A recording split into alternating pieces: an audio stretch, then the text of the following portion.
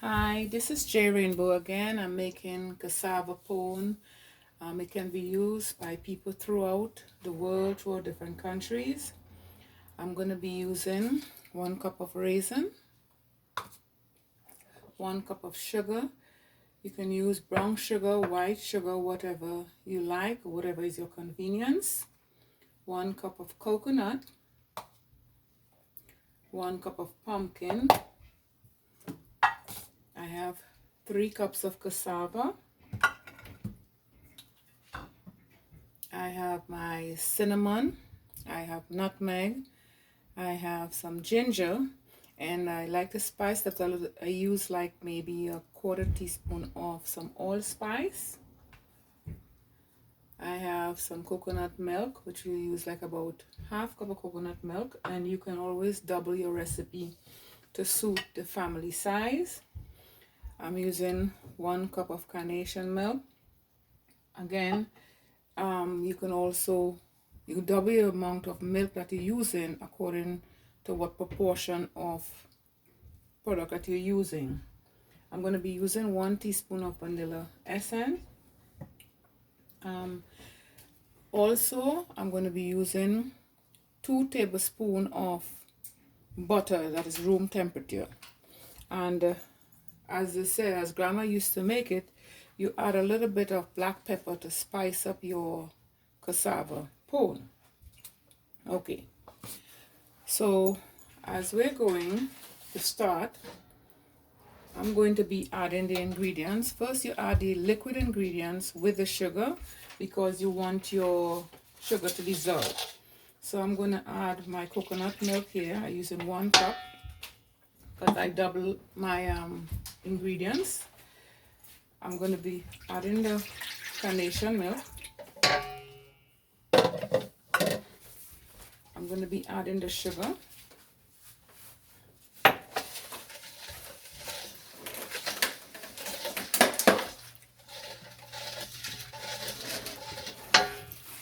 And I'm going to be adding 2 teaspoons of vanilla essence because I'm doubling my ingredients.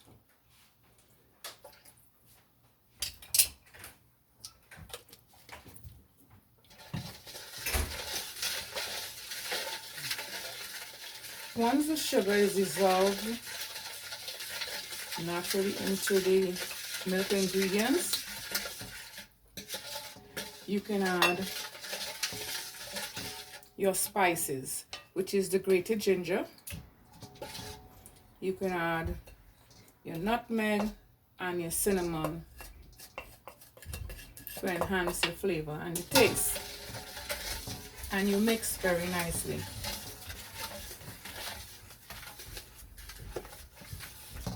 See how the ingredients are coming in very nicely. And the sugar is dissolving beautifully. This recipe can be used for Thanksgiving, it can be used for Christmas, or throughout the year when you have kids and you want to prepare something that's nice for them. Now that the sugar is dissolved very nicely, you can add the coconuts that is already grated. I did do my ingredients beforehand because to start showing to grate the coconut and the pumpkin is going to be a task. So I did it beforehand so I can just flow with showing you the ingredients that goes into making cassava pone. That is a delight throughout different countries. I'm also now going to add my pumpkin. Mix the ingredients very nicely, get it in there.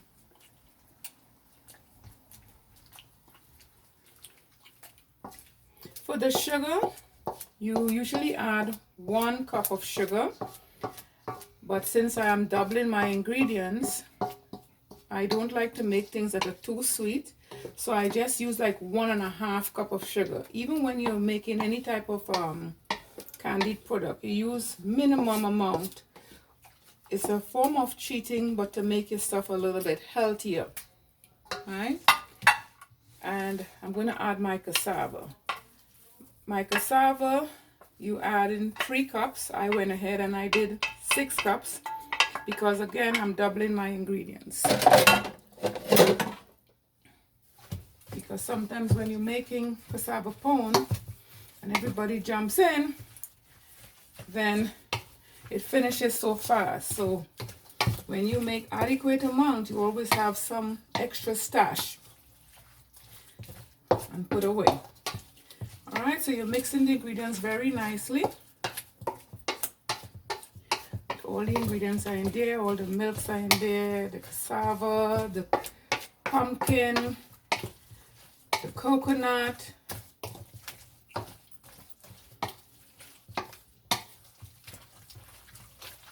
You mix it really thoroughly into a good mixture paste.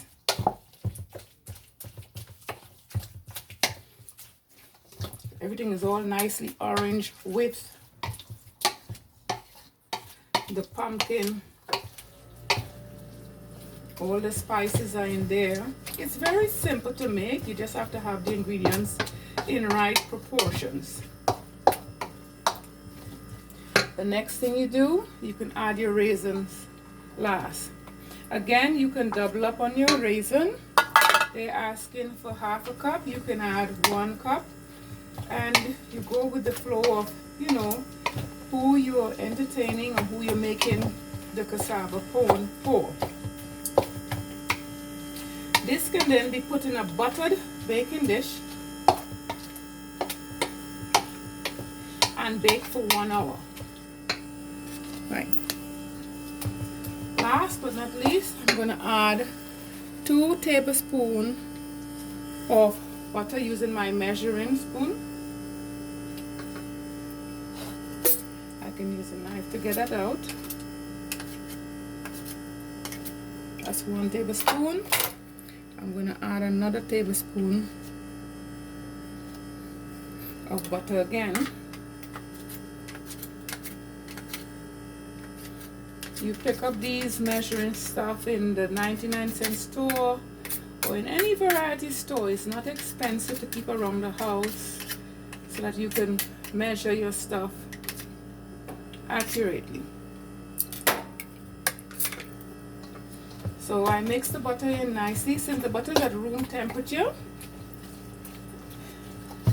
it's gonna mix in very nicely into the pone. I remember when I was small, my mom used to make it, and we look forward to this delight that you can have on a weekend when you're off from school.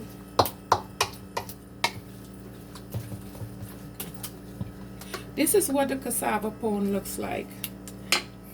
This is the ingredients. So now I'm going to pour it into my baking dish.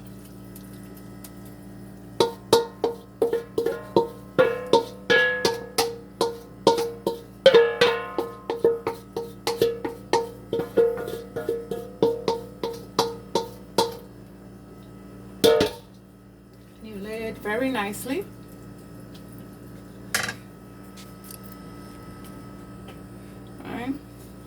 You want it even out so when it's baking, the heat goes right through.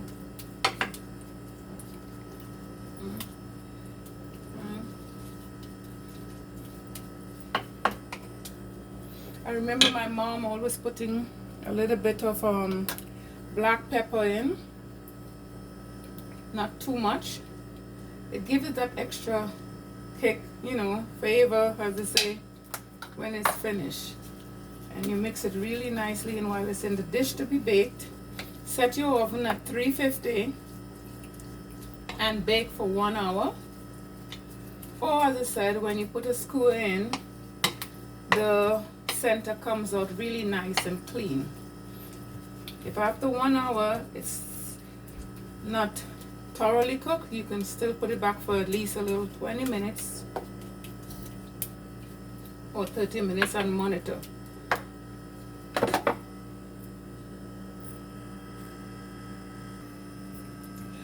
Hi, this is J Rainbow. This is the finished product of the pone in the oven.